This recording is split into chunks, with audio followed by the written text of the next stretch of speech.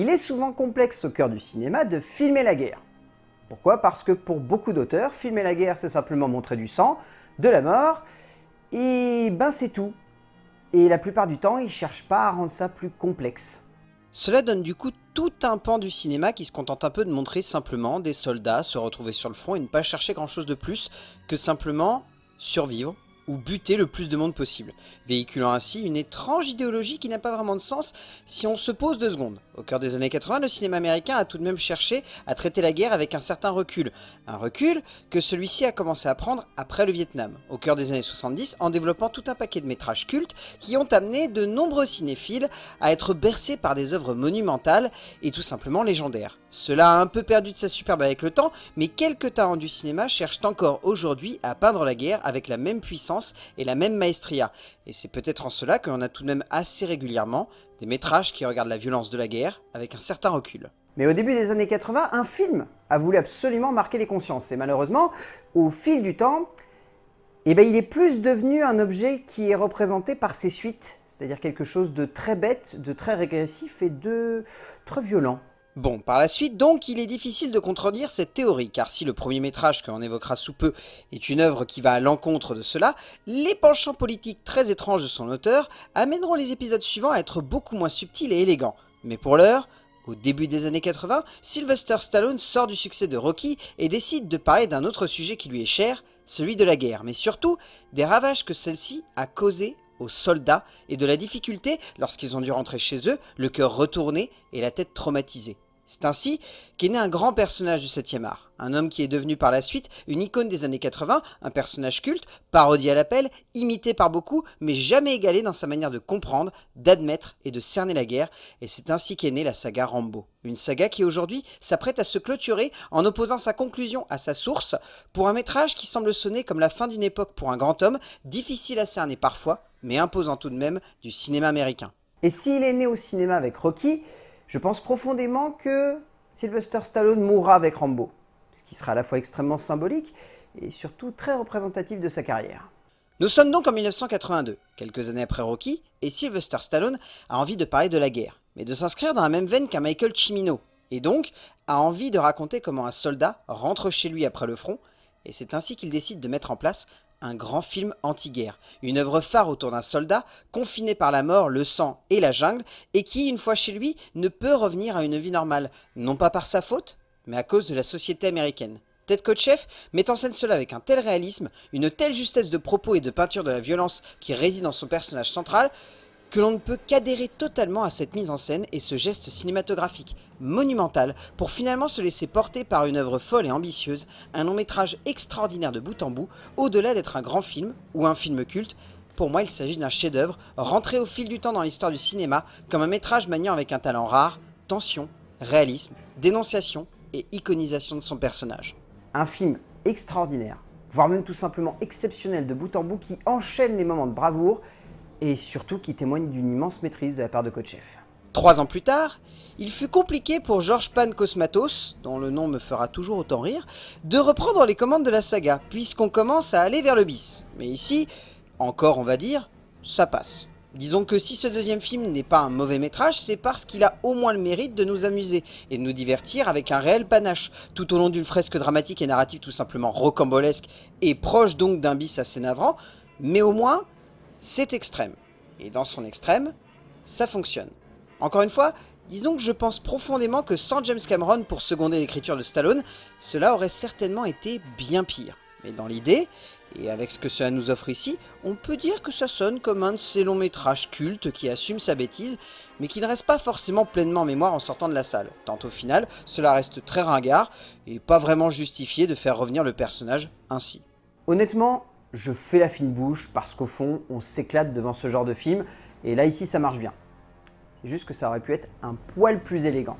Le troisième volet en 1988 m'amuse énormément, parce qu'il est très mauvais.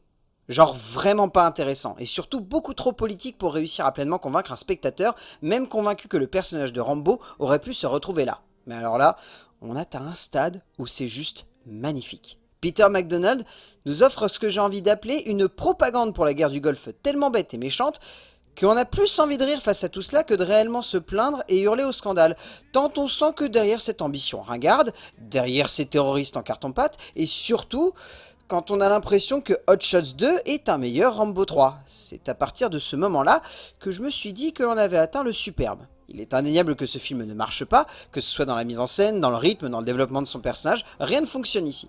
Mais derrière c'est tellement drôle, voire même débile, que l'on a juste envie de rire et de se dire « Allez, on se marre bien quand même ». Parce qu'au fond, faut se dire que les idées ont certainement fini dans le cul, comme dirait ce très cher colonel, et que le rire a fini dans notre bouche. Donc c'est bien. Parce que l'inverse aurait été extrêmement désagréable. Et 20 ans plus tard, tout de même, Sylvester Stallone trouve le meilleur contexte possible pour ramener sur le devant de la scène son personnage, quasiment le même laps de temps après avoir abandonné celui de Rocky. En embarquant Rambo en Thaïlande, le cinéaste américain, qui réalise et écrit pour la première fois autour de son personnage, développe toute une réflexion autour de la mort et de l'horreur qu'il réside dans l'expression de celle-ci, renouant à merveille avec l'origine de son personnage pour développer toute une immense fresque autour de son héros, parvenant déjà à amener une partie des réflexions qui semblent être présentes dans le dernier volet, mais surtout amenant le protagoniste à se remettre en question. Comme si Stallone se mettait à remettre en perspective sa carrière, son personnage devient lui-même le témoin de son parcours cinématographique, influencé par le monde qui l'a entouré et qui l'a poussé à redevenir violent, là où la guerre l'avait tué dans le premier. Un fantastique conte sur la rédemption extrême et brutale, mais terriblement sincère et juste dans sa démarche. Mais je ne peux que saluer la démarche d'être aussi radical en termes de cinéma. Et pour être honnête, je me rappelle encore de la claque que je me suis pris quand je suis sorti de la salle à l'époque.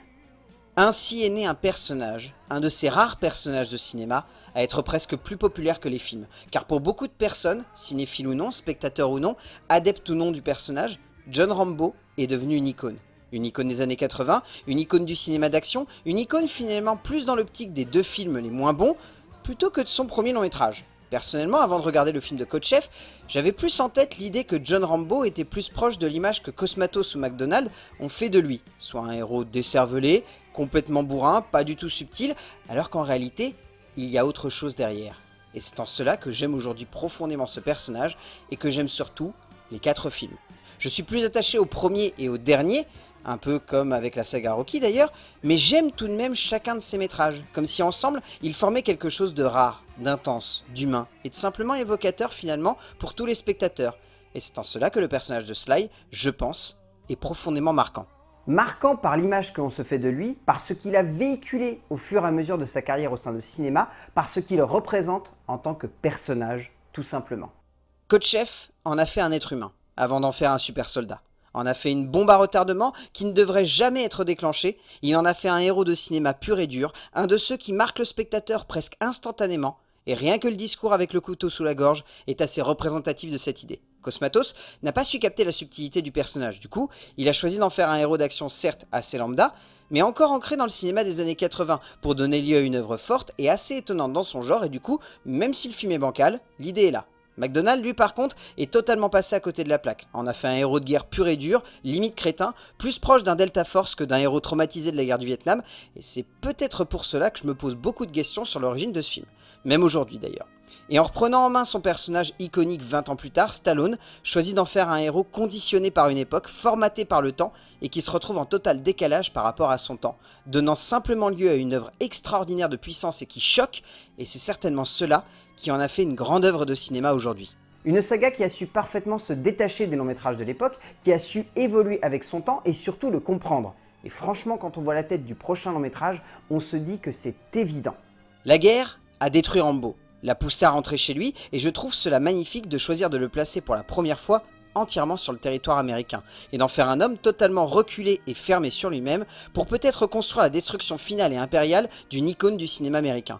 La violence a été le cœur du cinéma de Stallone, ou en tout cas le cœur de la saga Rambo, et peut-être qu'en construisant ainsi sa dernière mission, une mission que l'armée américaine n'a pas souhaitée, Adrian Grunberg va certainement souhaiter pousser son personnage dans un retranchement où la violence ne sera plus certainement critiquée, mais où celle-ci sera simplement cristallisée, pour en faire le vecteur d'une émotion dure et brutale, où le spectateur sera mis à rude épreuve. En attendant de voir si ce sera le cas, mais il semble sûr et certain que Rambo est sur le point de mourir, et que sa mort sera le chant du cygne d'un acteur générationnel, est tout simplement fantastique. Une aventure cinématographique qui, je l'espère, se terminera en beauté, parce que sinon ça serait vraiment dommage pour Sly.